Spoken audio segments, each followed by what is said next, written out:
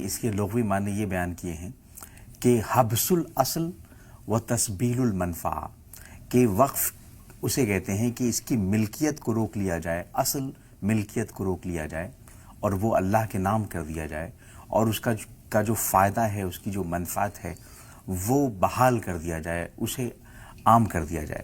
تو یہ وقف کا تصور ہے۔ اسلام میں وقف دراصل ایک صدقہ جاریہ ہے، اور جس میں کوئی جائیداد، کوئی پراپرٹی، کوئی مال اللہ کی راہ میں وقف کر دیا جاتا ہے، دان کر دیا جاتا ہے، جیسا کہ آپ نے خود بتایا۔ اور فقہ اسلامی میں وقف کے کئی احکام ہیں، کئی اہم ارکان ہیں، کئی اہم شرائط ہیں، وہ بھی جاننا بہت ضروری ہے۔ سب سے پہلے ہمیں یہ جاننا چاہیے کہ وقف کے 4 اہم ارکان ہیں، اور وہ ہیں نمبر 1 واقف۔ جس نے وقف کیا ہے اسے واقف کہتے ہیں۔ واقف کا عاقل ہونا، بالغ ہونا بہت ضروری ہے، اور اپنے مال پہ اس کا تصرف ہونا بہت ضروری ہے۔ اس کے بغیر وہ واقف نہیں قرار دیا جا سکتا۔ اپنی پراپرٹی، اپنی جائیداد کا مالک ہونا چاہیے، اور لیگلی مالک ہونا چاہیے۔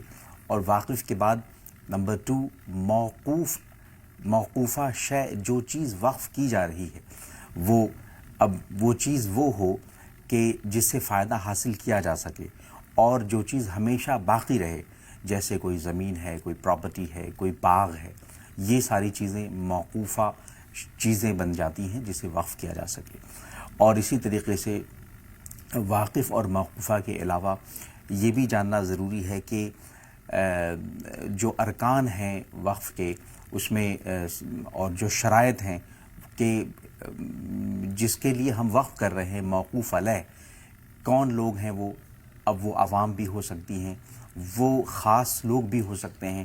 کسی نے اپنی اولاد کے لیے وقف کر دیا کہ میں اپنی اولادوں کے لیے وقف کر رہا ہوں، اس کے بعد پھر جب اولادیں نہ رہیں تو پھر ہم غریبوں کے لیے وقف کیا جا سکے، تو یہ موقوف علیہ ہو گئے۔ اور اسی طریقے سے وقف کی شرطیں بہت امپورٹنٹ ہیں کہ وقف جو ہے کہ وہ صاحب جو واقف ہے وہ منفعت اس کی ہمیشہ باقی رہے، اور الفاظ کے ذریعے واضح طور پہ وہ اعلان کرے کہ میں یہ وقف کر رہا ہوں۔ اور اگر الفاظ کے ذریعے وہ چیز واضح نہ ہو سکے تو کم از کم اس کی نیت واضح ہونا چاہیے۔